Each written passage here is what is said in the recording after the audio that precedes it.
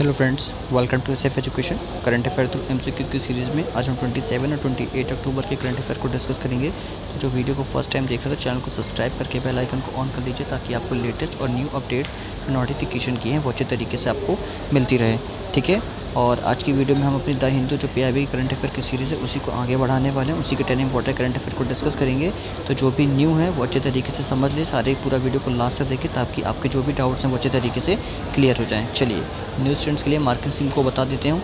देखिए, marking scheme में आपको ये है कि 6 या 6 से ज़्यादा क्वेश्चन को करेक्ट करना है ताकि आप एक सेफ जोन पे फॉल करिए, और जो आपका प्रीलिम्स और any other exam which is related to UPSC then will be clear. ठीक है, तो वो सारे इसके ज़रिए क्लियर हो जाएंगे। तो इसके लिए आपको ज़्यादा ज़रूरत है केवल ध्यान से स्टेटमेंट को सुनने पे। अगर स्कोर 0 भी आता है तो भी टेंशन नहीं लेना है, थोड़ा सा आपको देखना है कि कहाँ पे आपको इम्प्रूवमेंट की ज़रूरत हो रही है। ठीक है, और जितना भी स्कोर आता है कमेंट बॉक्स में लिखना मत भूलेगा। चलिए, पहले क्वेश्चन पे चलते हैं, फर्स्ट क्वेश्चन डिस्कस करते हैं। फर्स्ट क्वेश्चन है consider the following statement with respect to consumer price index for industrial worker. तो 2 स्टेटमेंट हैं, आपको बताना है इसके अकॉर्डिंग जो कंज्यूमर प्राइस इंडेक्स है इंडस्ट्रियल वर्कर के लिए, इसके रिगार्डिंग कौन सी स्टेटमेंट करेक्ट है। फर्स्ट है the base year for the consumer price index for industrial worker student section की जो CPI IW का जो बेस ईयर है वो 2016 है। और सेकंड है CPI IW is compiled and maintain by the ministry of labour and employment, कि इसको जो कंपाइल और मेंटेन किया जाता है ये ministry of labour and employment के जरिए किया जाता है। तो कौन सी स्टेटमेंट करेक्ट है? Option A 1 only, option B 2 only, option C 1 and 2, option D none of the above. Video को पॉज करके आंसर दीजिए, फिर डिस्कस करते हैं।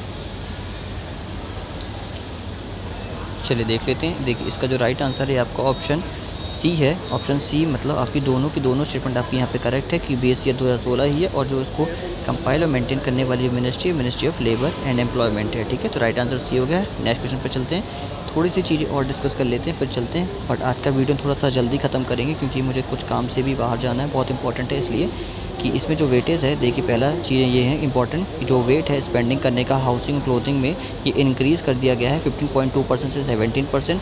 और जो वेटेज है कुछ मिसलेनियस आइटम, जो कुछ अलग आइटम्स है जैसे एजुकेशन जो हेल्थ है, ये 30.31% फ्रॉम 23.26%। ये जो 23.26% था उसे 30.31% को बढ़ा दिया गया है। तो ये आप याद रखिएगा। और नीचे जो बताया गया है कि जो वेट है फूड एंड बीवरेजेस के ऊपर जो उसको कम कर दिया गया है कि 46.2% से 39% कर दिया गया है, जो इंडिकेट करता है इंक्रीज़ एंड डिस्पोजल इनकम को। ठीक है, तो याद रखिएगा। नेक्स्ट क्वेश्चन पे चलते हैं। नेक्स्ट क्वेश्चन है, यहाँ पे आपको कापिला के बारे में बताया जा रहा है। कापिला जिसको कहा जाता है Kalam programme for intellectual property literacy and awareness campaign, इसके रिगार्डिंग 2 स्टेटमेंट है, बताना कौन सी स्टेटमेंट करेक्ट है।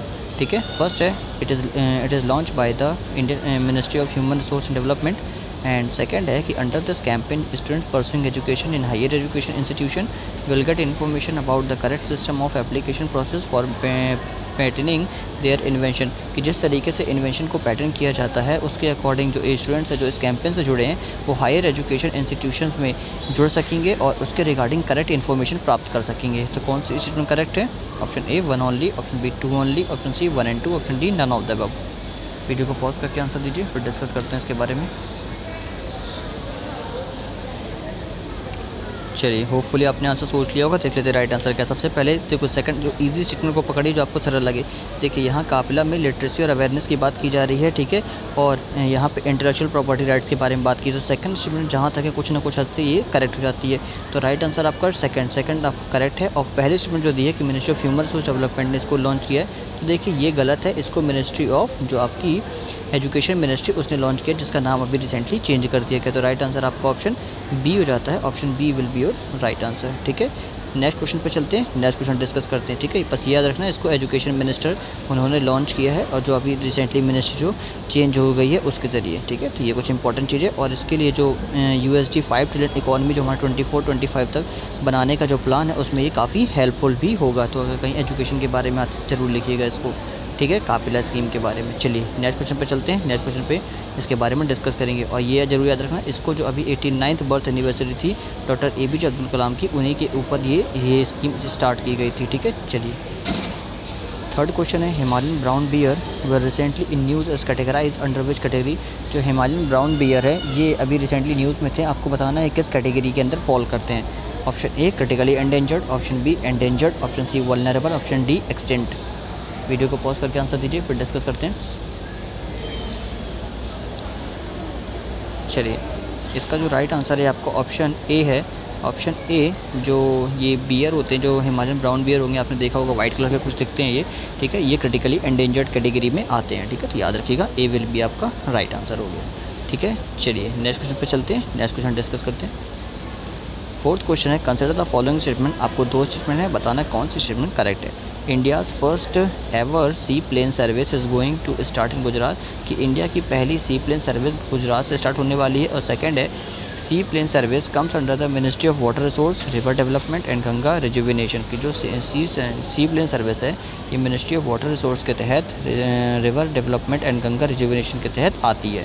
तो कौन सी स्टेटमेंट करेक्ट है? Option A 1 only, option B 2 only, option C 1 and 2, option D none of the above. Video को पॉज करके आंसर दीजिए, फिर डिस्कस करते हैं। चलिए देख लेते हैं। यहाँ देखो आपका राइट आंसर ऑप्शन ए है, क्योंकि ये मिनिस्ट्री ऑफ सिविल एविएशन के तहत आती है, ना कि ministry of water resource development और जो गंगा रिजुविनेशन प्लान है उसके तहत। तो इसको आप देख लीजिएगा, ये बिल्कुल करेक्ट स्टेटमेंट है आपके यहाँ पे कि मिनिस्ट्री ऑफ सिविल एविएशन आपका करेक्ट है। बाकी जो आपकी फर्स्ट स्टेटमेंट है कि जो फर्स्ट सी प्लेन सर्विस गुजरात से स्टार्ट की जा रही है, 31 अक्टूबर 2020 से इसको स्टार्ट की जाएगा, जो बर्थ एनिवर्सरी है सरदार वल्लभ भाई पटेल की, और जिसमें एम रखा गया कि प्रोवाइड की जाएगी air connectivity between Sabarmati river front in Ahmedabad से टू एंड दो जो स्टेचू ऑफ यूनिटी है केवडिया, वहाँ से इसको स्टार्ट किया जाएगा, ठीक है। तो इसको याद रखिएगा। तो यहाँ पे जो आपका राइट आंसर हो गया ये आपका option A, option A will be your right answer, क्योंकि मिनिस्ट्री ऑफ सिविल एविएशन के तहत आती है, ना कि मिनिस्ट्री ऑफ वाटर रिसोर्स और river development and Ganga rejuvenation. चलिए नेक्स्ट क्वेश्चन पर चलते हैं, नेक्स्ट क्वेश्चन डिस्कस करते हैं। नेक्स्ट क्वेश्चन है, countries first multi modal logistic park MMLP is going to set up in which of the following state.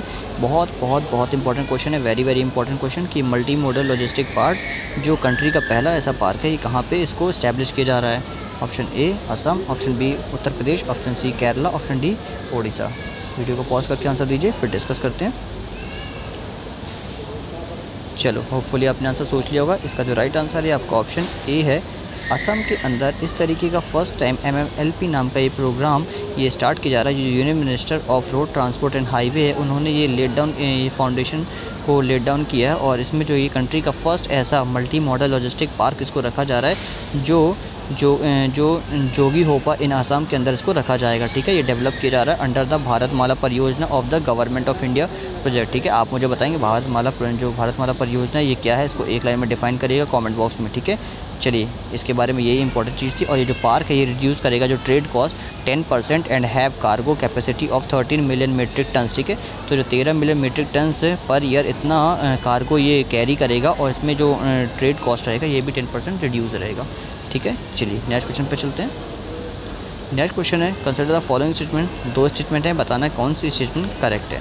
First है, Saudi Arabia hosted the first ever ministerial meeting of the G20 anti corruption working group virtually, कि अभी Saudi Arabia ने पहली बार ऐसा ministerial meeting जो G20 की है anti corruption working group की, इसको वर्चुअली होस्ट किया है।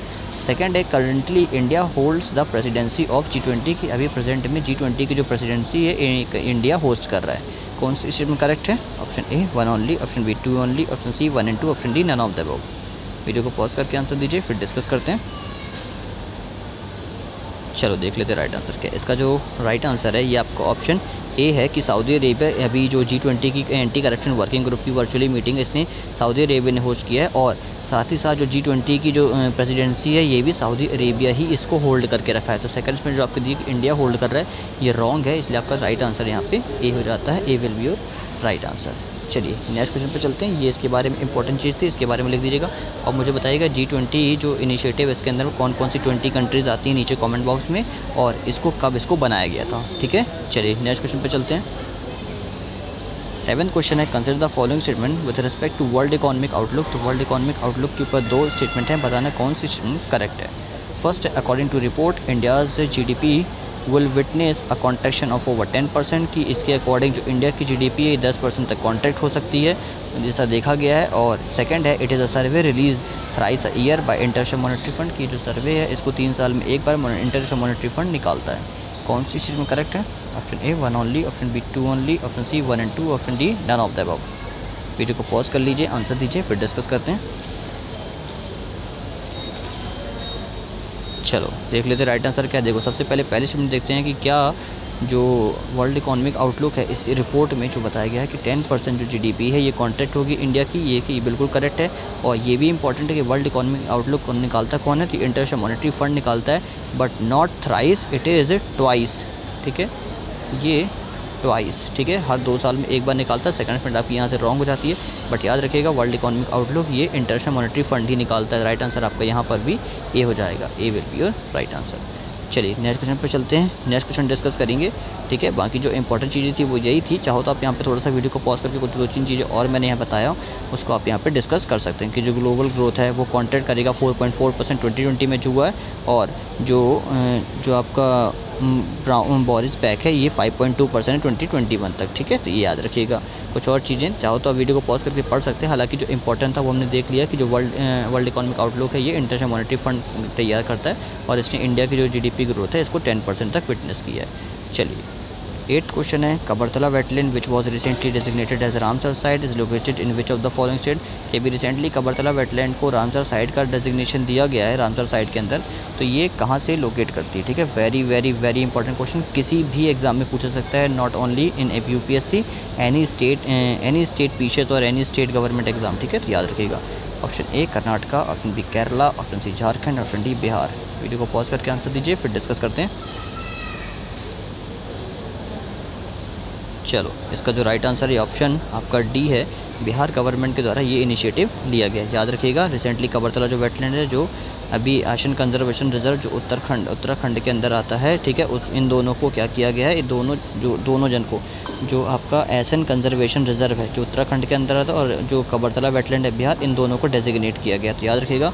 और इसके पहले जो 10 मोर वेटलैंड थे रामसर साइट के अंदर उनको भी नंबर दिया गया था, जो वेटलैंड के अंदर जो पहले 27 थे और अब टोटल नंबर ये हो गए 37। तो याद रखना टोटल 37 रामसर साइट्स है जो इंडिया से बिलोंग करती हैं, ठीक है। याद रखिएगा विद 2 मोर इंक्लूड्स तो total number of Ramsar site हो गई 39। तो इसके पहले 37 थी और आज जो 2 नई इन साइट्स को रामसर साइट में रखा गया है तो इसको मिला के 39 हो गई, जो हाईएस्ट इन साउथ एशिया। तो साउथ एशिया से सबसे ज़्यादा 39 जो है वो यहीं से हैं, ठीक है, याद रखिएगा। नेक्स्ट क्वेश्चन पे चलते हैं। नेक्स्ट क्वेश्चन है when is the world day of audio visual heritage observe. तो कब audio visual heritage day observe किया जाता है। तो कभी कभी डे अकॉर्डिंग भी क्वेश्चन पूछ ले जाते हैं। Option A 24 October, option B 25 October, option C 26 October, option 4 27 October. Video को पॉज करके आंसर दीजिए, फिर डिस्कस करते हैं। चलिए होपफुली आपने आंसर सोच लिया होगा। तो world audio visual heritage observe ये जो डे होता है ये ऑब्जर्व किया जाता है 27 अक्टूबर। तो राइट आंसर आपका 4 हो जाता है। तो याद रखिए 27 अक्टूबर को world day for audio visual ये आपका सेलिब्रेट किया जाता है, ठीक है। तो ये याद रखिएगा ये जो है कि जो रेस करता है ग्लोबल अवेयरनेस इशू जो होते हैं, जो परसुइंग होते हैं ऑडियो विजुअल मटेरियल से लेके, ठीक है, जो रिकॉर्डिंग और मूविंग इमेजेस के लिए होता है। और जो 33rd सेशन है यूनेस्को का जो जनरल कॉन्फ्रेंस अडॉप्ट की गई थी रेजोल्यूशन और प्रोक्लेम किया था 27 अक्टूबर को as world day of audio visual heritage के द्वारा। और याद रखना इसको जो मान्यता दी गई थी यूनेस्को के द्वारा ही इसको दिया गया था। जो थीम है 2020 के लिए कि your window to the world, याद रखें इंपॉर्टेंट है, your window to the world, this is the theme of year 2020। चलिए नेक्स्ट क्वेश्चन पे चलते हैं। नेक्स्ट क्वेश्चन है और आज का लास्ट क्वेश्चन है a sea plane from which country arrived in Ahmedabad in October 2020 कि अ सी प्लेन किस जगह से, जो अभी हमने पहले भी क्वेश्चन डिस्कस किया गया था वहाँ पे मैंने इसका आंसर नहीं बताया था, बट आपको यहाँ बताना है कि जो सी प्लेन है वे किस कंट्री से अराइव हो रही है अहमदाबाद के लिए अक्टूबर 2020 में, ठीक है। Option A Bhutan, option B Maldives, option C Bangladesh, option D Sri Lanka. Video को पॉज करके आंसर दीजिए, फिर डिस्कस करते हैं।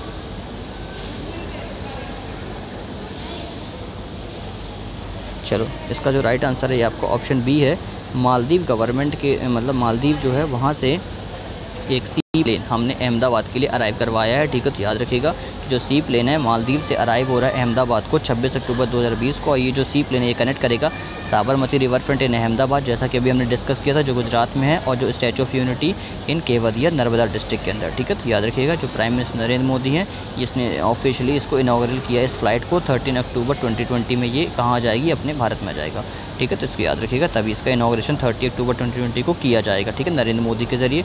और जो ये स्पाइस जेट है, जो मतलब ये जो सी प्लेन है जो ऑपरेट किया जाएगा स्पाइस जेट के द्वारा, जो ट्विन ऑटर करता है 300 एंड रजिस्टर्ड है इसका नेम स्पाइस जेट टेक्निक के द्वारा। तो याद रखिएगा, ये इसके बारे में इंपॉर्टेंट था, काफ़ी इंपॉर्टेंट करंट अफेयर्स थे। होपफुली आपको समझ में आ गया होगा। और आज का वीडियो थोड़ा सा जल्दी फिनिश हो रहा है क्योंकि मुझे थोड़ा सा काम से जाना है इसलिए। ठीक है, चलिए, तो ये था आज का 10 इंपॉर्टेंट करंट अफेयर्स। अगर आपको अच्छा लगा तो वीडियो को लाइक करके चैनल को सब्सक्राइब कर दीजिएगा और बेल आइकन को जरूर ऑन कर दीजिएगा। ठीक है, जितना भी स्कोर आया उसको कमेंट बॉक्स में लिख दीजिएगा। तो आज के लिए इतना ही। Thank you for watching. Have a good day.